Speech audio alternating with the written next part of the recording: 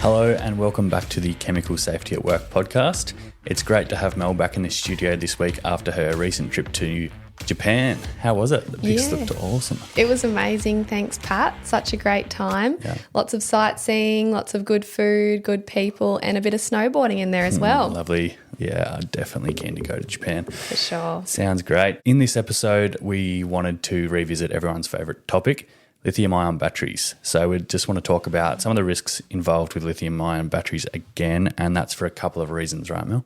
For sure. So firstly, we've been in contact with Fire and Rescue New South Wales, and they've given us their most up-to-date statistics regarding lithium-ion battery fires in the state, as well as their take on the risks they present in 2025. Secondly, our feeds and inboxes have been full of major incidents caused by faulty lithium-ion batteries. That's already happened this year, and it appears that the rapidly advancing rate of battery fires is set to continue. Yeah. And some of those events really highlight the potential devastation that these devices can cause, and we really think that's worth considering. We just compiled a list of those headlines and recent incidents that we want to run through. So let's get into it. So yeah, as you said, we've been in touch with the spokeswoman from Fire and Rescue New South Wales. The reason we wanted to speak to them is because we really consider them Australia's leading authority on battery fire risks, battery management and fire prevention, as well as emergency response practices. Yeah, we believe they're putting out the best safety information with absolutely awesome resources on their website, and they're really leading the way forward in this area. So thank you to them. If you want to go check out more information, you can access the resources on www.fire.newsouthwales.gov.au. Yeah. And so, I'll just read out some of what they told us now. So they said, lithium-ion batteries are still the fastest growing fire risk in New South Wales. Fire and Rescue attended 317 lithium-ion battery fires in 2024, and that equates to almost one per day. However, the figure is expected to increase as they finalise and confirm incident data from the end of last year. Yeah, that's massive. And there's since been a significant increase in lithium-ion battery fire incidents. So 272 incidents in 2023. That was marking a 66% increase from the 165 incidents in 2022. As of February 10 this year, there have been 25 battery fires already in New South Wales, and 13 of those happen in just 1 week. Fire and rescue statistics indicate that people are 4 times more likely to be injured by a fire which originates from a lithium-ion battery in comparison to other fire types. Yeah, well, that really shows how vicious these fires can be. Hey? Yeah. So in 2024, New South Wales recorded its first 2 fatalities due to a lithium-ion battery fire. Fire and Rescue say it is essential to understand and manage risks to protect life and property. So high-powered battery technology is just being adopted at such a fast rate right now. So fire rates are bound to keep increasing.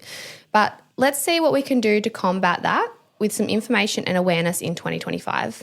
And so, we just have a list of some of those battery fire events that have made their way into our inboxes already in 25. Most are Australian cases, but there are some examples from overseas just because we think they highlight specific risks or something unique about the event. So in 2024, in July, an e-bike battery explosion in a multi-storey unit block in Sydney saw 7 people treated for smoke inhalation. The same month, 2 caravans were destroyed by a fire in a Bundaberg dealership after a lithium-ion battery caught fire near mattresses. So from August, this is outside of Australia, there was an EV battery fire which engulfed a Tesla truck after a highway crash. The Tesla semi-fire needed 50,000 gallons of water to extinguish. Yeah, wow. Also from August, there was a new battery crackdown in New South Wales. So after the huge rise in fires in Australia, there's actually now new requirements for products being sold in New South Wales with batteries. Yeah. In November, 3 people were hospitalised after a suspected e-scooter fire engulfed a garage in Sydney's south. And in December, in Hillsborough, a fire investigator determined a house fire to be caused by a battery failure while charging as well. Yeah, all too common. And coming to 2025, in January, there was smoke that billowed from a Wollongong garage after an e-scooter fire. Chinese power tool manufacturer faces class action over fire-prone lithium batteries. And half of businesses experience lithium-ion battery incidents, published by the Eastern Daily Press, which surveyed 501 UK businesses conducted by the Norwich-based insurance company. Yeah. We've seen a few of those manufacturer battery recalls as well across the world. So consider the sources of your batteries, products, your batteries. Absolutely. And there was another Cybertruck up in flames. So Tesla catches fire amid quiet battery recall. Also in January, and these few are from the same event, these headlines here. So a fire breaks out at a huge battery site in California. Fire reignites at California battery plant after evacuations amid toxic smoke. Officials waiting for Moss Landing power plant fire to burn out. I think they paint a bit of a picture around lithium-ion batteries and the specific risks and hazards there. So the Monterey County Supervisor Glenn Church said, after thorough discussions with our local fire officials, it is clear that there is no proven way to put out one of these fires once it has reached this magnitude. Attempts to put out battery fires at other sites have only worsened the situation. Water is used initially only when the batteries start to heat, not when flames have emerged. I find the lack of a proven system to extinguish the fires highly alarming. So North Monterey County Fire Protection District Fire Chief Joel Mendoza said, fire flare-ups caused high-intensity flames. This is normal for lithium-ion battery fires. We knew it was going to happen. Not good. Okay, now back to Australia. There was a family of 7 makes miraculous escape from 2-storey house after horror fire spreads uncontrollably in Sydney's south.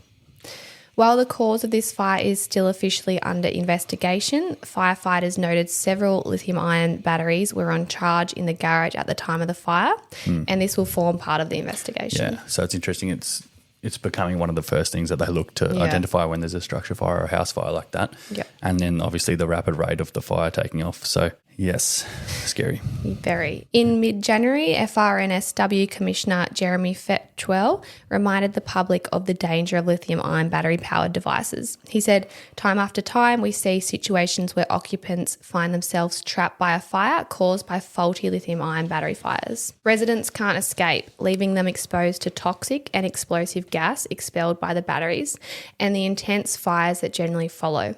These types of blazes are often more intense than regular fires due to the energy stored in the batteries, and they burn faster. So this is another one from January. Community support helps business bounce back from tragedy.